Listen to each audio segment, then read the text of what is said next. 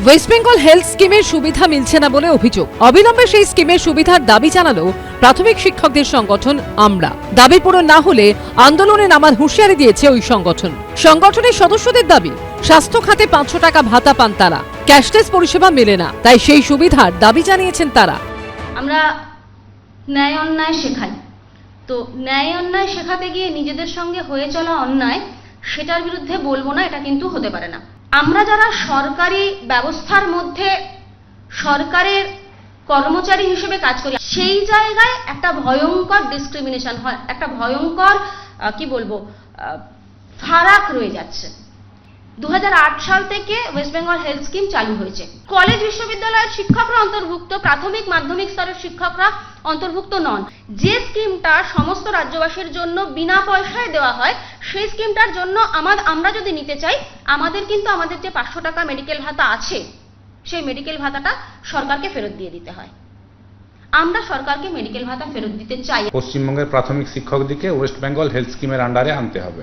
সরকারি কর্মচারী এবং কিছুদিন আমরা এই সরকারের আমলেই লক্ষ্য করেছি, বেশ কিছু সরকার পোষিত অংশের কর্মচারীদের 500 টাকা মেডিকেল ভাতা অথবা তার পরিবর্তে ওয়েস্ট বেঙ্গল হেলথ স্কিমের আওতায় তাদেরকে আনা হয়েছে।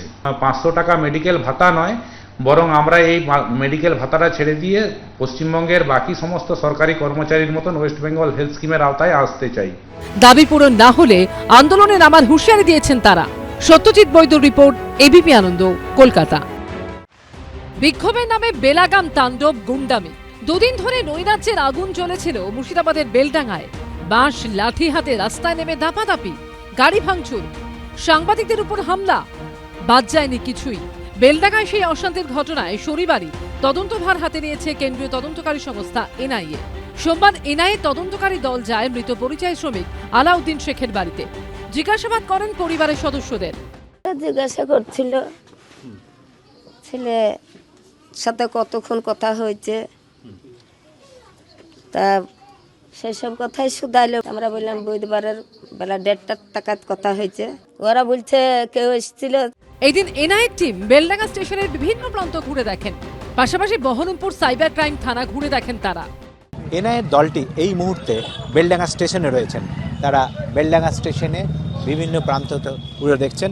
এর আগে তারা বেলডাঙ্গা পৌরসভায় যান এবং বেলডাঙ্গা পৌরসভার পর যে বেলডাঙ্গা স্টেশন সংলগ্ন যে এলাকা রয়েছে, সেই এলাকায় তারা বিভিন্ন মানুষজনের সঙ্গে কথা বলছেন। এই মামলা ইতিমধ্যেই 36 জনকে গ্রেফতার করেছে পুলিশ। সেই 36 জনের নামে এফআইআর করেছে এনআইএ। এনআইএ সূত্রে খবর, দেশবিরোধী কার্যকলাপের অভিযোগে ইউএপি এর ধারায় দায়ের হয়েছে অভিযোগ। যেটা মূল মামলা ছিল সেটা অলরেডি এনআইএ নিয়ে চলে গেছে। সেই মামলাটা এরপর থেকে বিচার ভবনে বিচার হবে 36 জন। তো আমাদের 2 জন বোধহয় 3 জন নাবালক আছে। এদিকে বেলডাঙ্গার এই ঘটনাকে ঘিরে রাজনৈতিক চর্চাও জারি রয়েছে। ওটা আন্দোলন ছিল না, ওটা দাঙ্গা ছিল। মালদা মুর্শিদাবাদে হিন্দুদেরকে যেভাবে ভয় দেখিয়ে এরা রাখে, সেক্ষেত্রে এনআইএর উচিত একদম সব অ্যান্টি ন্যাশনাল ফোর্সকে টপাটপ ধরে ভিতরে ঢুকিয়ে দেওয়া। এনআইএ তো আদালতের নির্দেশে হচ্ছে না, ওটা অপশনাল ছিল। আর এই এনআইএ সিবিআই এগুলো সব ভোটের আগে এরা ব্যবহার করে ডেকে ডেকে লোককে বলে তৃণমূল কর্মীদের যে অমুক এলাকা ছেড়ে চলে যাও, নইলে অমুক তমুক। এগুলো তো নিত্য নৈমিত্তিক কাণ্ড। এই পূর্ব মেদিনীপুরে দেখুন না কি হয়। এই এনআইএ এগুলো তো সব সেন্ট্রাল গভর্নমেন্টের দলদাস, ওদের সংগঠন দিয়ে হচ্ছে না, তখন পাঠিয়ে দেয় ভোটের আগে ডিস্টার্ব করার জন্য। এই তদন্ত কোন দিকে মোড় নেয় সেটাই দেখার। রাজীব চৌধুরী, উজ্জ্বল মুখোপাধ্যায় ও কৃষ্ণেন্দু অধিকারী রিপোর্ট, এবিপি আনন্দ। এবিপি আনন্দ, এগিয়ে থাকে, এগিয়ে রাখে।